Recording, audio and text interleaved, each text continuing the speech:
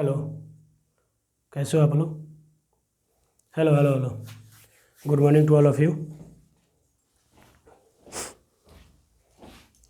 मैं हूं आपका अपना गोपाल यादव और मैं आप सभी को CLR एजुकेशन में स्वागत करता हूं। जैसा कि हम लोगों का अभी क्लास 9th का चल रहा था, वर्क एनर्जी एंड पावर, तो उसमें हम लोगों ने थ्योरेटिकल और जितने भी कॉन्सेप्ट थे सब कर लिए थे और NCERT का हम लोग प्रॉब्लम कर रहे थे। वहाँ पे 1 से लेकर के 11 तक का NCERT का डिस्कशन हमने कर लिया था। ओके, तो 1 से 11 तक का डिस्कशन हमारा हो चुका था, लेकिन उसके बाद हम लोग का करना था। उसके बाद हम लोगों को NCERT का प्रॉब्लम करना था और 12 से 20 भी, उसके अलावा हमने 20 भी, जो क्वेश्चन नंबर 20 है वो भी हमने क्लास में करा दिया है। तो चलिए देखते हैं अब जो 12 नंबर क्वेश्चन से क्या है और इसको हम लोग डिस्कस करके इस चैप्टर को थोड़ा सा अंत की ओर बढ़ाया जाए, क्योंकि बहुत लंबा चल गया। ठीक, तो 12 नंबर क्वेश्चन है, 12 नंबर कि can there be displacement of an object in the absence of any force acting on it. मतलब ये बोल रहा है कि, चलिए पहले क्वेश्चन लिख ही देते हैं, उसके बाद समझाते हैं। 12 नंबर क्वेश्चन NCERT एक्सरसाइज। ठीक, यहाँ पे पूछ रहा है कैन देयर बी डिस्प्लेसमेंट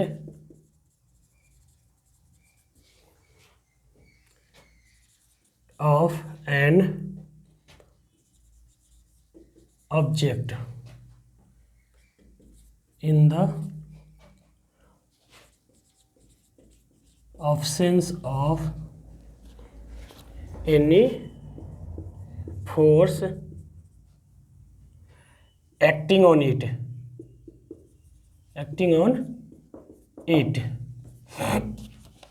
ये क्वेश्चन है। तो ये क्या बोल रहा है बेटा कि क्या ऐसा हो सकता है कि कोई ऑब्जेक्ट में डिस्प्लेसमेंट हो, there be displacement of an object in the absence of any force acting on it, ये बोल रहा है। ठीक, अब देखिए ये हो सकता है, बिल्कुल होगा, क्यों नहीं होगा। इसका रीजन है कि मान लीजिए कोई ऑब्जेक्ट है जो कि कांस्टेंट वेलोसिटी से मूव कर रहा है। क्या कर रहा है? कांस्टेंट वेलोसिटी से मूव कर रहा है। ओके, जब कांस्टेंट वेलोसिटी से मूव करता है तो क्या होता है कि उसका जो फाइनल वेलोसिटी और इनिशियल वेलोसिटी दोनों क्या होता है? फिक्स होता है। वो मूव तो करते रहता है, लेकिन उसको हम लोग क्या बोलते हैं कि वो कांस्टेंट वेलोसिटी से मूव कर रहा है, तो इसलिए उसमें जो एक्सेलरेशन होगा वो प्रोड्यूस नहीं होगा। तो एक और तरीके से हम लोग इसको प्रूफ भी करके देख सकते हैं। हमें पता है फोर्स इक्वल टू क्या होता है? Mass into acceleration. अब ऑब्जेक्ट है तो मास तो होगा ही, फोर्स यहाँ पे 0 है, मास इनटू एक्सेलरेशन, यानी कि यहाँ से एक्सेलरेशन क्या आ गया? 0। कहने का मतलब एक्सेलरेशन 0 हो गया, यानी कि कोई डिस्प्लेसमेंट नहीं हो रहा है। ओके, कहने का मतलब एक्सेलरेशन 0 हो गया, इसका मतलब ये नहीं है कि डिस्प्लेसमेंट 0 हो गया, क्योंकि एक्सेलरेशन कब 0 होता है? एक्सेलरेशन 0 होता है कि v माइनस यू जो है ना, अगर ये बराबर हो गया, मतलब 0 हो गया, तब जाकर के एक्सेलरेशन 0 होता है। जैसे मान लीजिए a है तो फाइनल वेलोसिटी है 20 kilometre per hour and initial भी 20 किलोमीटर पर आवर है, तो दोनों को माइनस करेंगे तो क्या आ जाएगा हमारे पास? a equal to 0। तो इस केस में क्या है? मूव तो कर रहा है, फोर्स नहीं लग रहा है, लेकिन मूव कर रहा है। फाइनल वेलोसिटी और इनिशियल वेलोसिटी है और दोनों का हम माइनस कर दिए तो क्या हो गया? एक्सेलरेशन है, एक्सेलरेशन 0 हो गया। तो कहने का मतलब कि एक्सेलरेशन 0 हो रहा है कब? जब फोर्स नहीं लग रहा है, लेकिन फिर भी एक्सेलरेट तो ये मूव तो कर रहा है, क्योंकि इसके पास फाइनल वेलोसिटी और इनिशियल वेलोसिटी एक कांस्टेंट वेलोसिटी से वो मूव कर रहा है। ठीक, तो ऐसा हो सकता है कि फोर्स लगे या ना लगे, लेकिन बॉडी में डिस्प्लेसमेंट हो सकता है, उसका प्रूफ ये है। ठीक, बॉडी में डिस्प्लेसमेंट हो सकता है। चलिए अब अगला क्वेश्चन है,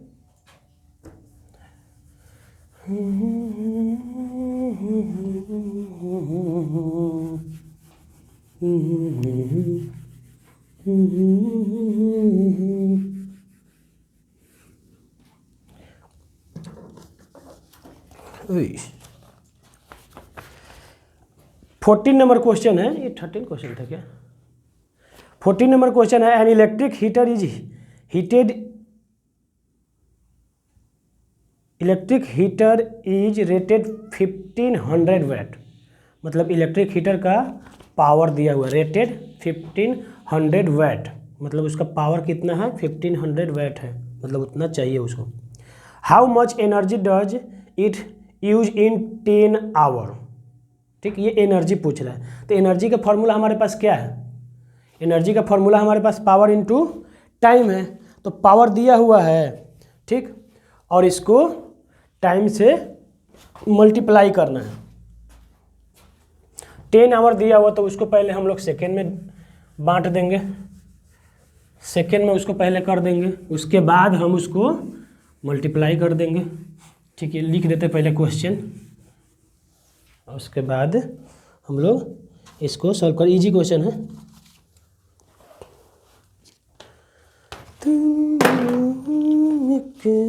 दीवाना तेरे घर को ढूंढता है। An electric heater is rated 1500 watt. Okay, अब पूछ रहा है how much energy does it use in 10 our.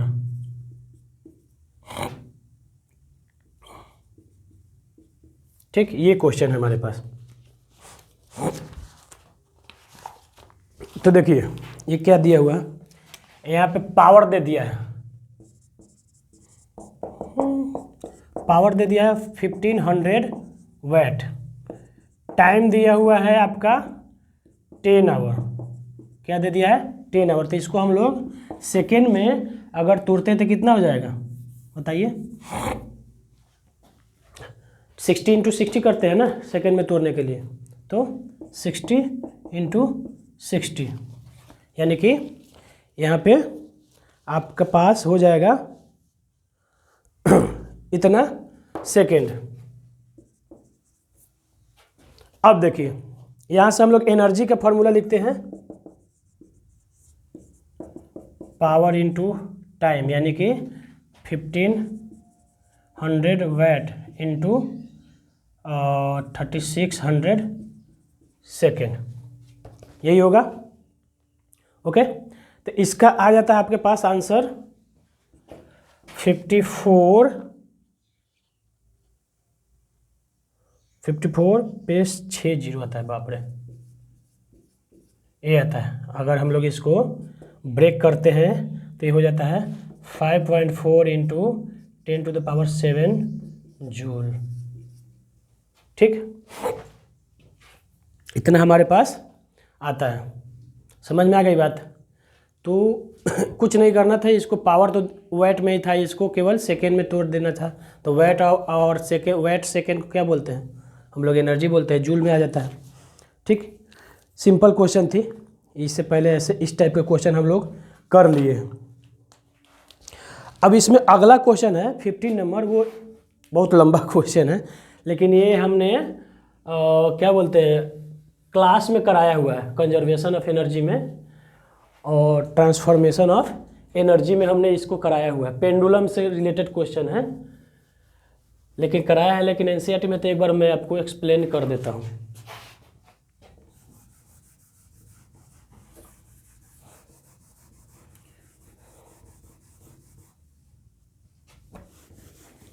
इसको हम एक बार एक्सप्लेन कर देते हैं क्या है। क्वेश्चन नहीं लिखेंगे, बहुत बड़ा है, क्वेश्चन पढ़ देते हैं। आप लोग तो एनसीईआरटी का बुक तो सबके पास रहता ही है।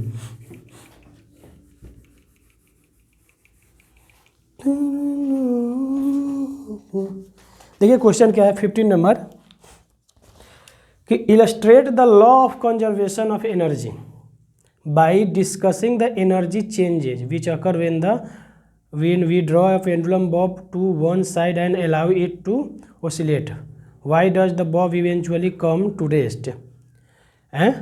What happened to its energy eventually? Is it a violation of law of conservation of energy? ये इसका क्वेश्चन है, समझ में आया? देखिए सिंपल सी बात है, एक पेंडुलम है,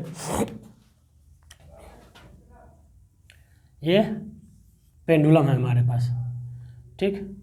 ये इधर हम ले जा करके इसको छोड़ दिए, फिर ये यहाँ आ गया, ठीक। ये पेंडुलम है और ये इसका जो लेंथ ये होगा, ये थोड़ा सा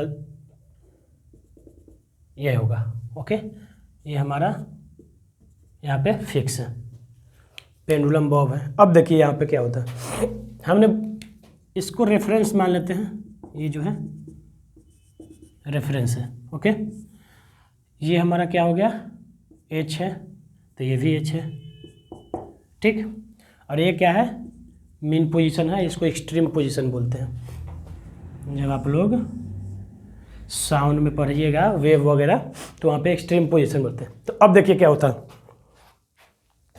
ये हाइट है, तो यहाँ से मान लीजिए यहाँ ले गए, फिर छोड़ दिए, तो जब यहाँ पे है, पहले यहाँ से इसको ले जाते हैं ऊपर, ठीक।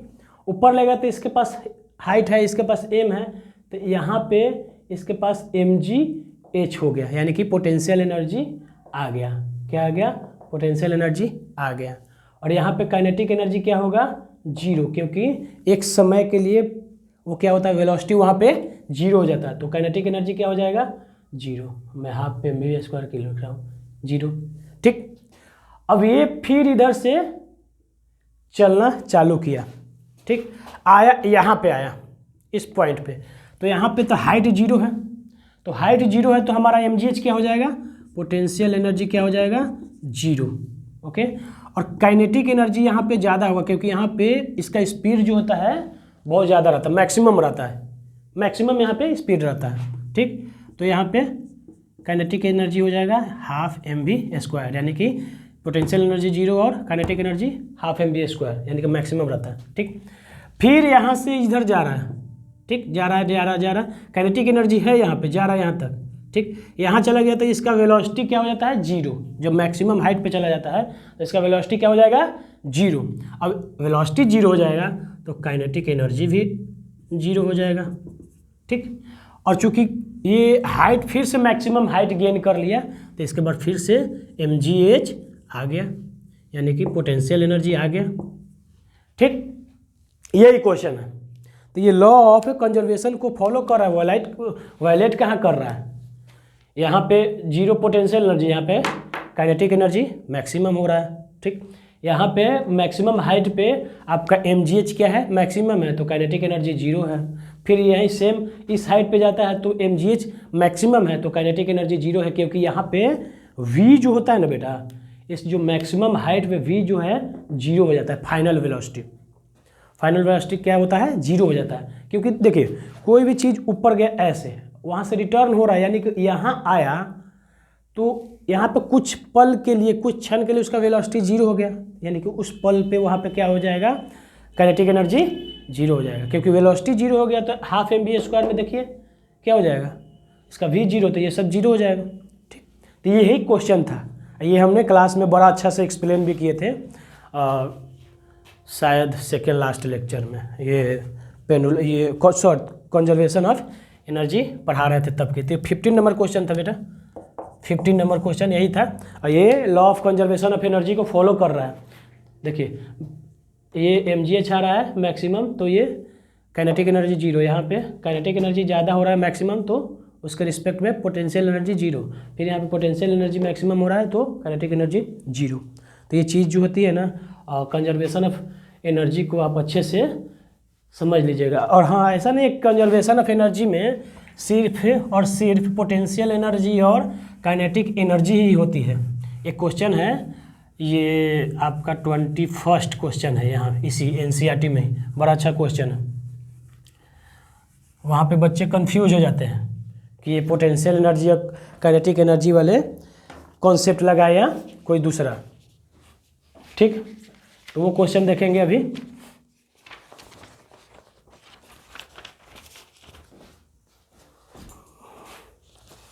अब 16 नंबर क्वेश्चन है कि an object of mass m is moving with a constant velocity. ठीक है, कांस्टेंट वेलोसिटी से मूव कर रहा है। How much work should be done on the object in order to bring the object at rest. ये बड़ा अच्छा question है, पहले लिख देते हैं। यहाँ पे एक चीज़ समझने के लिए बात है, एक चीज़ वो जो है मैं आपको समझा दूंगा, बहुत इजी है। देखिए, an object of mass m is moving with a constant velocity. Constant velocity, ठीक।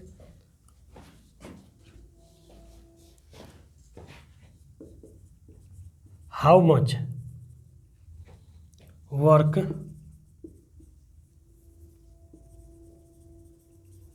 should be done on the object in order to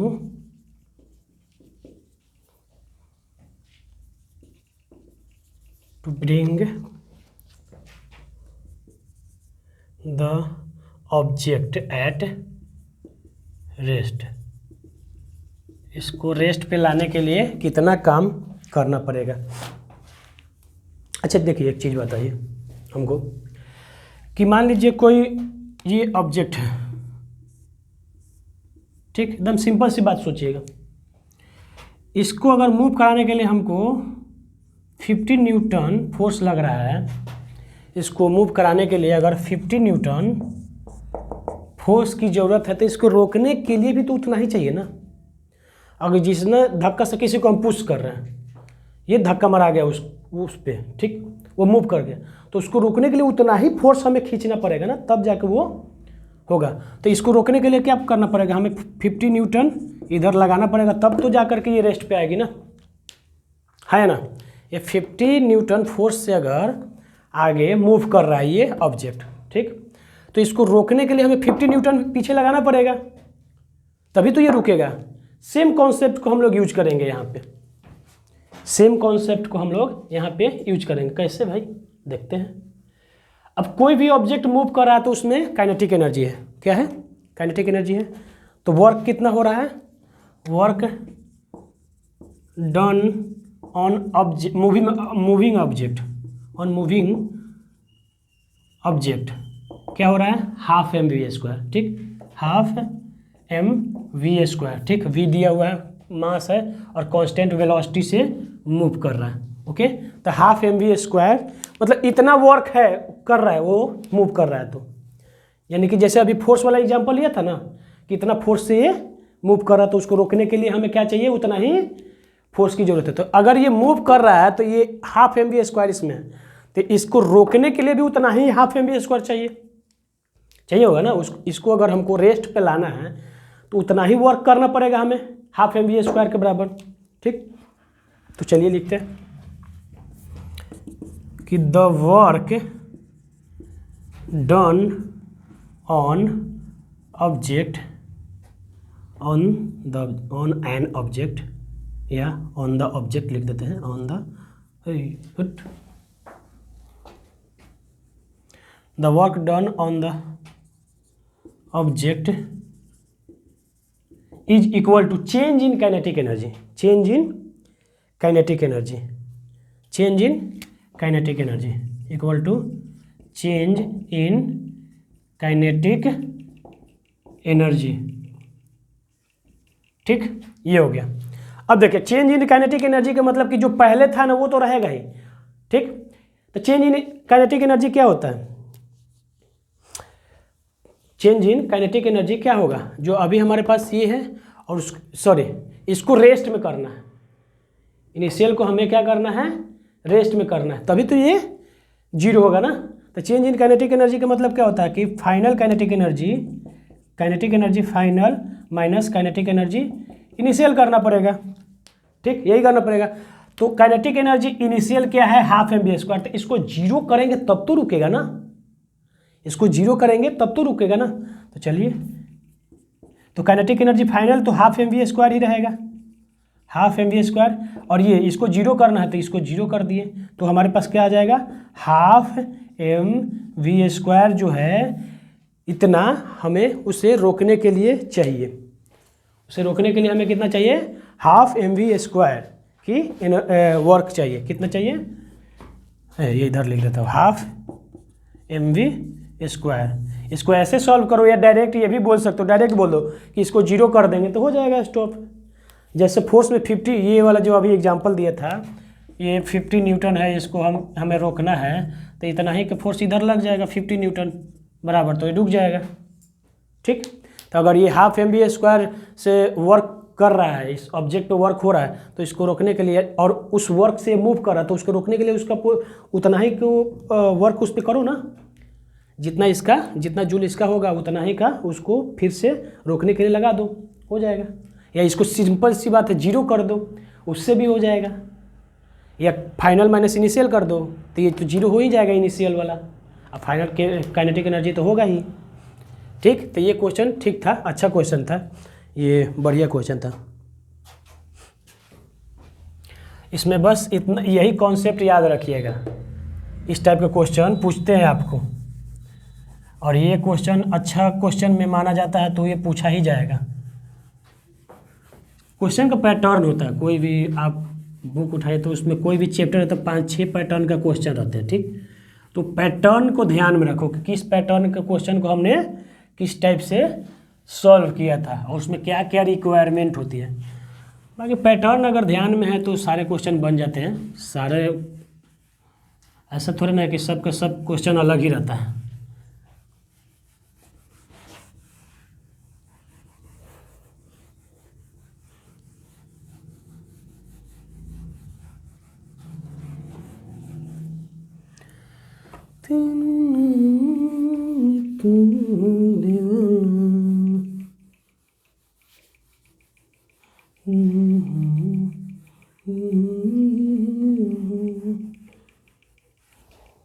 चलिए 17 नंबर क्वेश्चन है एक, इसको देख लेते हैं।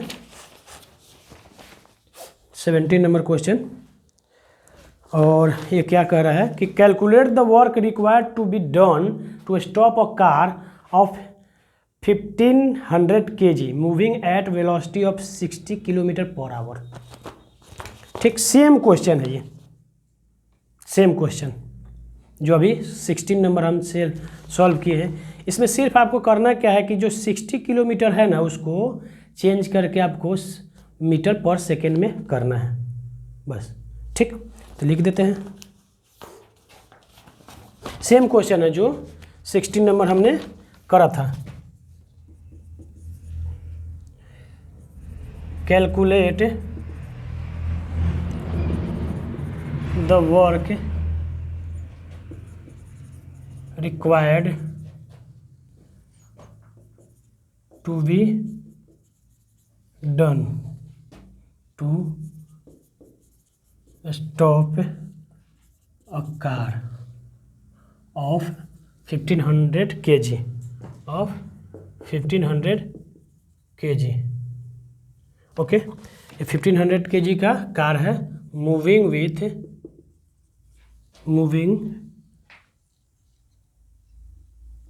एट वेलोसिटी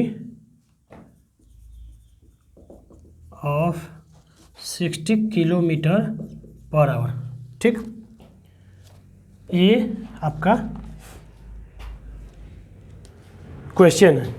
अब देखिए इसमें सिंपल सी बात है, लास्ट लेक्चर में अभी लास्ट क्वेश्चन भी तो वही था ना कि कोई एम मास का ऑब्जेक्ट है और वो वेलोसिटी v से मूव कर रहा था, तो उसको रोकने के लिए कितना वर्क करना पड़ेगा। तो उसी टाइप का तो ये भी है, यहाँ पे डेटा दे दिया, वहाँ पे डेटा नहीं था, वहाँ पे सिंपल हाफ mv² हम लोग लेते थे, और यहाँ पे हाफ mv² का पूरा वैल्यू पुट करेंगे, बस डेट्स इट। तो इसमें करना कुछ नहीं है, आप सिर्फ टाइम जो है 60 किलोमीटर पर आवर है, इसको चेंज कर दो मीटर पर सेकेंड में, तो ये 50/3 मीटर पर सेकेंड आता है। इसको आप किलोमीटर से मीटर में पर सेकेंड में चेंज कीजिएगा तो इतना आपको आएगा। और मास हमारे पास क्या है 1500 kg, ये तो ऐसा ही रहेगा, ठीक। तो हमें फिर से वही work done on car to stop, तो क्या होगा चेंज इन काइनेटिक एनर्जी। तो कर देते हैं भाई कि work done on car to stop it equal to क्या हो जाएगा चेंज इन काइनेटिक एनर्जी, ठीक। चलिए, तो ये क्या हो जाएगा फाइनल माइनस इनिशियल, यानी कि क्या हो जाएगा हाफ mv², ठीक। ये m को इतना प्यार से घेर क्यों रहा है, ये है, तो चलो पुट कर देते हैं। हाफ m क्या है 1500 एंड v क्या है 50/3 का स्क्वायर, यही है, ठीक। यही है ना हमारे पास हाफ mv², हाफ m मतलब मास दिया हुआ कितना 1500 kg, और v कितना है 50/3 मीटर पर सेकेंड स्क्वायर पर सेकेंड, ठीक। तो ये आपका आएगा कितना, ऊपर लिख देते हैं यहाँ पे, ये आपका आएगा चेंज इन काइनेटिक एनर्जी क्या आ जाएगा, ये लंबा सा एक डेटा आएगा आप लोगों के पास, कैलकुलेट करोगे तो 208,208,333 एंड 3 जूल इतना करके आएगा आप लोगों के पास, ठीक। समझ में आई बात है।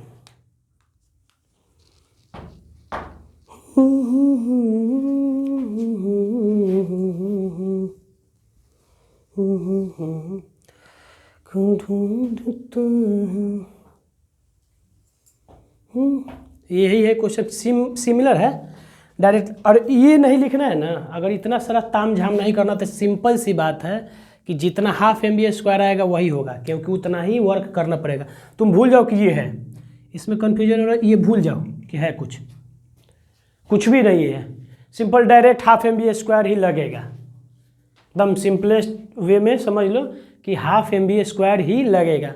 क्यों? क्योंकि जितना वर्क को चलाने में लग रहा है उतना ही वर्क हमें उसको रोकने में लगेगा, सिंपल सी बात है, उतना ताम झाम करना ही नहीं है। तो इस तरीके से सोचो। चल अब आगे बढ़ते हैं, 19 नंबर क्वेश्चन है एक, ये भी सेम क्वेश्चन है जो पहले हम लोगों ने Soni says that the acceleration in an object could be zero, हाँ एक्सेलरेशन जीरो होगा, even when several forces are acting on it, do you agree? Yes agree है। इसमें कह रहा है कि सोनी जो कह रही है ना कि एक्सेलरेशन कोई ऑब्जेक्ट का जीरो हो जाएगा, जबकि इस पे बहुत सारे फोर्स लगता है, फिर भी बहुत सारे फोर्स लगने के बावजूद भी एक्सेलरेशन जीरो हो जाएगा। क्या आप एग्री करते हैं? बिल्कुल करते हैं भाई। अगर बैलेंस फोर्स लग रहा है, बैलेंस फोर्स हम लोग पढ़े हैं ना, जो सारे फोर्स एक दूसरे को कैंसिल आउट कर देते हैं, बैलेंस कर देते हैं, तो उसमें क्या है, फोर्स तो लग रहा है, लेकिन बैलेंस फोर्स जब लगता है तो उसमें क्या होता है, एक्सेलरेशन प्रोड्यूस होता है, बॉडी में नहीं होता है। किस फोर्स से एक्सेलरेशन प्रोड्यूस होता है? रिजल्टेंट फोर्स से, जिस फोर्स से रिजल्ट है कुछ। तो इसमें कौन सी बड़ी सी पहाड़ तोड़ना है मान जी की तरह, अच्छी बात है। बहुत सारा फोर्स लग रहा है। देखिए 19 नंबर क्वेश्चन का हम आपको एक्सप्लेन कर दे रहे हैं। मान लीजिए ये ऑब्जेक्ट है, ब्लॉक है, ठीक, ओके, इसका एक्सेलरेशन जीरो है, पहले से बोल दिया कि एक्सेलरेशन आपका जीरो है, ठीक, एक्सेलरेशन जीरो, बहुत सारा फोर्स लग रहा है, चलो एफ लग रहा है बहुत सारा, तो इसमें एक और एफ कर दिए, एक इधर एफ लग रहा है, एक इधर भी एफ कर दिए हम, तो ये बैलेंस कर लेगा ना, ये इसको काट देगा, ये इसको काट देगा, बैलेंस हो गया। फोर्स तो लग रहा है लेकिन एक दूसरे को कैंसिल आउट कर देंगे, ठीक हो सकता है ना। इसमें कौन सी बड़ी चीज़ है, सिंपल है, बस इतना ही एग्री करना था। तो हमारे पास बैलेंस फोर्स है, लग रहा है, लेकिन एक्सेलरेशन प्रोड्यूस नहीं हो रहा है, यही क्वेश्चन है। अब एक और क्वेश्चन है, बहुत अच्छा क्वेश्चन है, यही क्वेश्चन थोड़ा सा बच्चे दिक्कत समझते हैं। A freely falling object eventually stops, क्या है, a freely falling object eventually stops on reaching the ground. Okay, जैसे मान लीजिए ये ऑब्जेक्ट है, फ्री फॉल करा रहा है, तो ऑब्वियस नीचे गया तो वो इवेंचुअली क्या हो गया, स्टॉप हो गया, ये क्वेश्चन है। Okay, what happen to its kinetic energy, ये पूछ रहा है, what happens to its kinetic energy. बड़ा अच्छा क्वेश्चन है, इसको मैं बताऊंगा। पहले क्वेश्चन लिख देता हूँ ताकि आप लोगों को अच्छे से दिखे, इसको मैं बताऊंगा। कौन सा है, 21st। A freely falling object eventually stops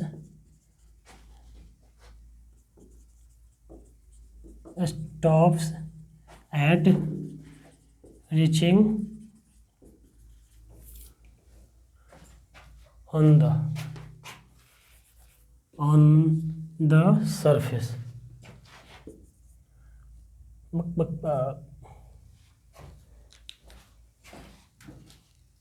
on the surface, ठीक। और उसके बाद क्या है, what happens to its kinetic energy, what happens to its kinetic energy, यही क्वेश्चन है। अब देखिए, इसको हम डायग्राम के साथ बताते हैं आपको। ये मान लीजिए कोई ऑब्जेक्ट है, ओके, इसके पास मास है, m मास का ऑब्जेक्ट है, ये हाइट h पे है, क्या है, हाइट h पे है, ओके। इसको हम लोग फ्रीली फॉल करा रहा है, फ्रीली फॉल, ठीक। तो जब यहाँ पे है तो इसके पास क्या है, mgh है। अभी क्या है, ये हाइट h पे जब स्टॉप है तब यहाँ पे mgh है, लेकिन यहाँ पे mgh का जिक्र करना नहीं क्योंकि वो फ्रीली फॉल करा रहा है। तो फॉल करा रहा है यानी कि इसके पास वेलोसिटी है, तो ये इसका काइनेटिक एनर्जी नीचे आएगा, आते जाएगा, बढ़ते जाएगा काइनेटिक एनर्जी, ठीक, बढ़ते जाएगा। और यहाँ पे आके ये धड़ाम से गिर गया, धड़ाम से गिर गया एकदम, जैसे ये ऐसे आया और ये नीचे गिर गया धड़ाम से, ठीक। अब देखिए क्या बोल रहा है कि काइनेटिक, यहाँ तक तो इसका काइनेटिक एनर्जी आ रहा होगा, जैसे टच, जस्ट टच करने से पहले इसके पास क्या होगा, काइनेटिक एनर्जी होगा, ठीक। जैसे ये धड़ाम से टकरा गया तो ये जो काइनेटिक एनर्जी है वो 3 एनर्जी में चेंज होगा।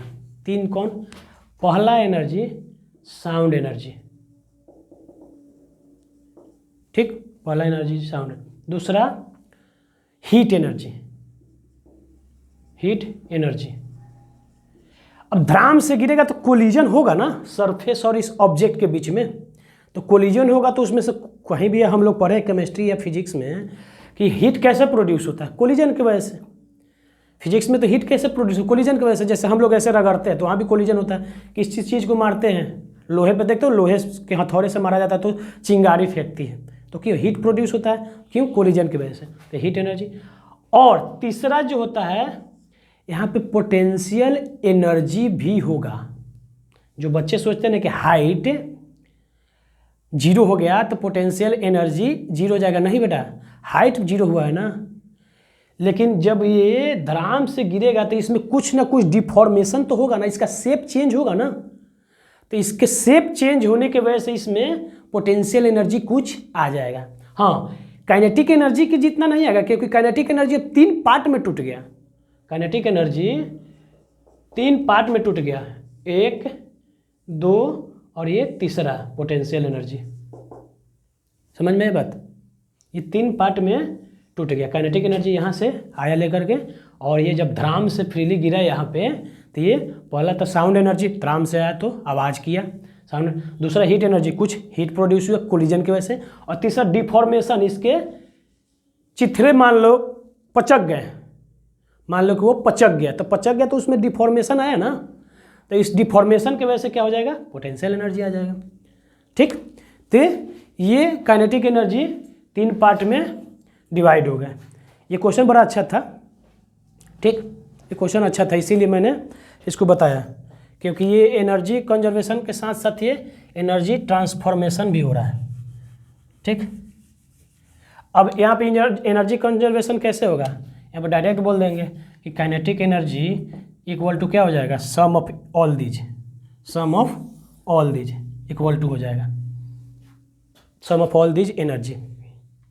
समझ में आई बात, तो ये कंजर्वेशन ऑफ एनर्जी हो जाएगा। ठीक, 3 पार्ट में एनर्जी वेस्ट हो रहा है। चलिए कुछ एक आध क्वेश्चन सिंपल है, और टाइम है तो करा देते हैं, एनसीईआरटी का ही है, और इंटरनल जो पेजेज होते हैं ना उसका क्वेश्चन है। एक्सरसाइज खत्म हो गया, 20 नंबर क्वेश्चन हमने करा दिया था, इसलिए 20 नंबर यहाँ पे क्वेश्चन नहीं दिया है। ठीक, ये 21 नंबर क्वेश्चन था, ये क्वेश्चन आपका था 21 नंबर, और ये आपका एनसीईआरटी का एक्सरसाइज, सब एक्सरसाइज का टोटल क्वेश्चन खत्म। न्यूमेरिकली जो जिसको कॉन्सेप्चुअली और न्यूमेरिकली था, बाकी छोटे मोटे जो एक आध दो चार गो क्वेश्चन आप लोग सोच रहे होंगे कि छूटा है, तो वो आप लोग इजीली सॉल्व कर सकते हैं, उसको यहाँ पे डिस्कस करने की ज़रूरत नहीं है, वो इजी क्वेश्चन है। ठीक,